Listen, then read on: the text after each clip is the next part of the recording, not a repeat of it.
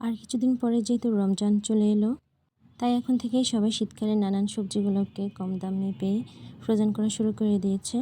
আমি বেশ কিছু ফ্রোজেন করেছি, তার মধ্যে আমি আজকে দেখাবো শিমের বিচি কীভাবে আমি ফ্রোজেন করে থাকি। আমি শিমের বিচিগুলোকে রমজানের জন্য ফ্রোজেন করে রাখবো। লবণ দিয়ে আমি এভাবে খোসাসহ মেখে 10 থেকে 15 মিনিটের মতো রেখে দেব। তারপরে খোসাগুলো নরম হয়ে যাবে এবং এগুলোকে আমি খোসা ছাড়িয়ে নেব।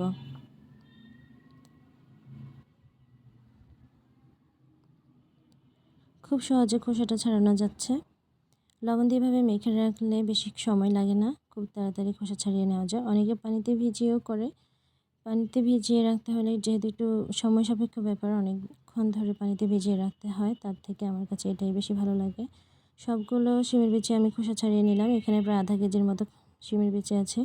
তারপর সেগুলোকে পানিতে ভালো করে ধুয়ে আমি এভাবে পলিথিনের মধ্যে দিয়ে ভালো করে পলিথিনের মুখটা লাগিয়ে ভালো করে একটু চেপে করে রাখি, যাতে করে আমার ডিপ ফ্রিজে রাখতে সুবিধা হয়।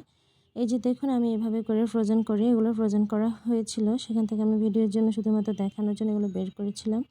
আমি এভাবে শিমের বিচি এবং কাঁচা মটরও ফ্রোজেন করে রাখি।